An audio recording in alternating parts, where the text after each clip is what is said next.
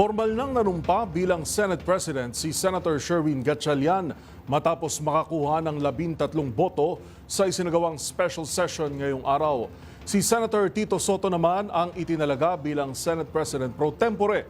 Ang buong detalye tinutukan ni Raymond Dadpaas. Matagumpay na naisagawa ang reorganisasyon ng Senado sa special session ngayong araw.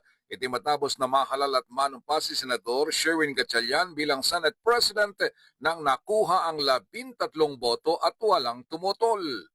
Maliban sa 12 naunang dumalo sa sesyon noong June 3 na dumating si Senador Francis Chis Escudero, ay kinompleto ni Senador Joel Villanueva ang 13 majority quorum na italaga din bilang Senate President pro tempore si Senador Tito Soto III at formal ding na italaga bilang Senate Majority Leader si Senador Juan Miguel Mig-Zubiri. Napanatili ni Senador Erwin Tulfo ang chairmanship ng Senate Blue Ribbon Committee at ang dalawa niyang vice chairman ay sina Senador Kiko Pangilinan at Ping Lacson.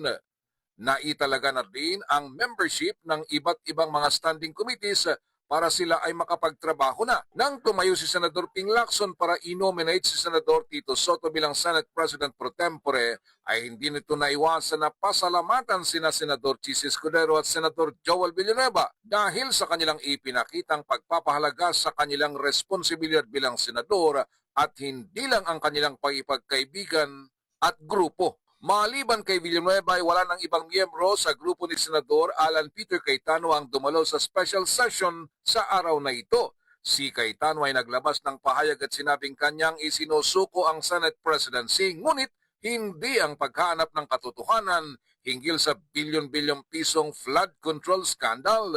Ayon sa kanya, nagsimula ang sigalot sa Senado dahil may mga nais umanong ilantad na isyo habang may ilan namang gustong pagtakpan ito. Kinwestiyon nito ang special session na ipinatawag ni Pangulong Bongbong Marcos dahil hindi ang approval ng mga mahalagang panukalang batas ang target nito, kundi ang liderato ng Senado.